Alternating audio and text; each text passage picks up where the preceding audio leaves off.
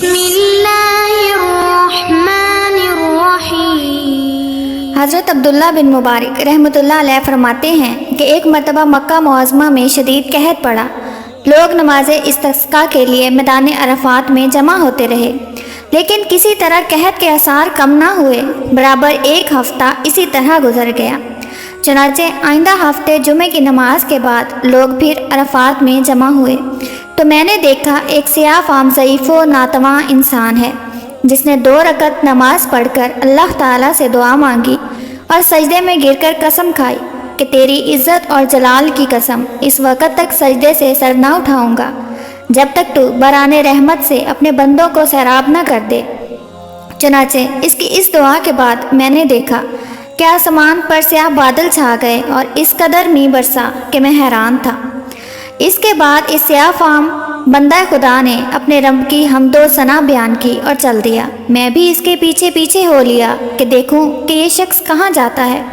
جب وہ چلتے چلتے ایسے مکان میں داخل ہوا جہاں ایک بردہ فروش رہتا تھا، یہ دیکھ کر واپس چلا آیا اور صبح کو کچھ روپے لے کر اس بردہ فروش کے مقام پر پہنچا۔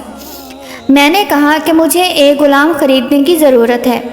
میری اس درخواست پر اس سوداگر نے تقریباً 30 غلام مجھے دکھائے۔ ان سب کو دیکھ بھال کر میں نے کہا، ان کے علاوہ اور بھی کوئی غلام ہے؟ اس نے جواب دیا کہ ہاں، ایک منحوس سا غلام اور بھی ہے جو کسی سے بات نہیں کرتا۔ میں نے کہا، اسے بھی دکھا دو۔ تو سوداگر اسی غلام کو ساتھ لے آیا۔ میں اس غلام کو ہمراہ لے کر چل آیا تو وہ غلام کہنے لگا، اے میرے آقا، آپ نے آخر مجھے کیوں خریدا ہے؟ میں تو کسی بھی خدمت کے قابل نہیں ہوں۔ میں نے عرض کیا کہ میں نے تم کو اس لیے خریدا ہے کہ میں تمہارا خادم بنوں اور تم میرے مالک۔ میری اس بات پر غلام نے دریافت کیا کہ آپ ایسا کیوں کر رہے ہیں؟ اس پر میں نے عرض کیا کہ میں کل تمہاری کرامت دیکھ چکا ہوں۔ اللہ تبارک تعالیٰ نے تمہاری دعا قبول فرمائی اور اپنی رحمت کی بارش کر دی، جس کے لیے مخلوق پریشان تھی۔ اس نے دریافت کیا کہ کیا واقعی آپ نے ایسا دیکھا ہے؟ میں نے کہا کہ ہاں۔ اس کے بعد اس نے دریافت کیا کہ آپ مجھے آزاد کرتے ہیں؟ میں نے کہا کہ تو اللہ کے واسطے آزاد ہے۔ اس کے بعد میں نے ایک غیبی آواز سنی کہ اے بن مالک، تجھے بشارت ہو، اللہ تعالیٰ نے تیری مغفرت فرما دی۔ بعد ازاں اس غلام نے کامل وضو کر کے 2 رکعت نماز پڑھی اور کہا کہ اس چھوٹے آقا کی آزادی پر تو اللہ کا شکر ہے، مگر اللہ تبارک تعالیٰ کے آزاد کرنے پر اس کا شکر کس طرح ادا کروں؟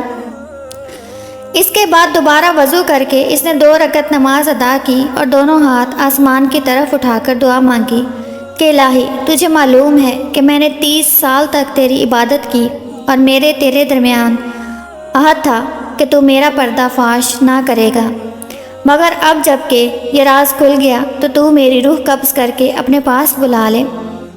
جب دیکھا تو اس کی روح پرواز کر چکی تھی۔ حضرت عبداللہ بن مبارک رحمۃ اللہ علیہ فرماتے ہیں کہ میں نے اس کو معمولی کفن دیا اور نماز پڑھ کر دفن کر دیا۔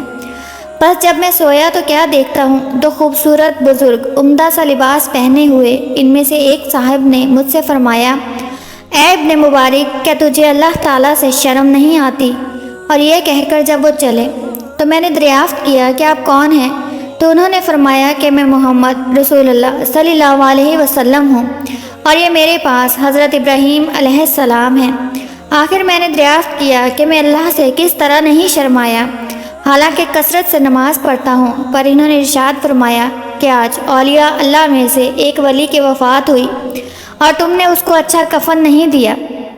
چنانچہ جب صبح ہوئی تو میں نے اس غلام کی قبر کھلوائی اور کھلوا کر نہایت عمدہ اور نفیس کفن پہنایا اور دوبارہ نماز جنازہ ادا کر کے دفن کر دیا۔